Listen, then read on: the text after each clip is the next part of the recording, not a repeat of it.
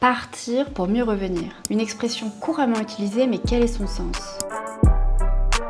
En 2024, alors que j'étais journaliste pour un média réunionnais, une enquête de l'association Réunionnais de Retour au Pays avait retenu mon attention, car elle donne ce chiffre. 77 des répondants hors département souhaitent rentrer à La Réunion. Mais le principal frein est l'emploi. Et pour l'asso, si les politiques locales encouragent la mobilité depuis La Réunion, elles accompagnent peu le retour. Aujourd'hui, j'ai créé ma propre chaîne de reportage dans l'océan Indien, et pour l'un des premiers à La Réunion, j'avais donc très envie de travailler sur ce sujet du retour au pays qui résonne dans la société réunionnaise et questionne.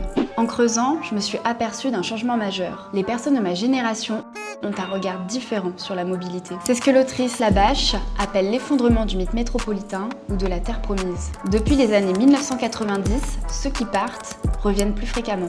Mais ce retour est le plus souvent vécu comme difficile, notamment lorsqu'il y a un manque de représentation. Et c'est ce que m'a souligné au téléphone l'association Réunionnais de Retour au Pays. On parle toujours de la réussite du départ, mais jamais des personnes qui ont une belle réussite au retour. Et c'est ce que je veux montrer à travers ce docu. Je veux te parler de celles et ceux qui sont revenus. J'ai pu recueillir les témoignages d'Amalia, de Terry, d'Aimé. Tous les trois ont une petite trentaine d'années, un parcours différent, mais tu vas voir qu'ils ont un point commun, ce retour à réveiller en eux la volonté de faire bouger les choses sur leur île natale. Est-ce que tu crois qu'il est possible de faire bouger les choses à son niveau?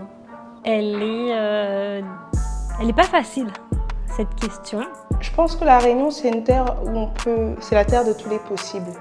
Et qu'il faut qu'on arrive aujourd'hui à s'imposer avec nos codes, notre approche. Et en fait, faut pas croire que son impact personnel, il a aucun effet sur la société. Je suis Émilie, et ce que j'aime faire, c'est de prendre le temps de rencontrer pour comprendre. Voici leur histoire.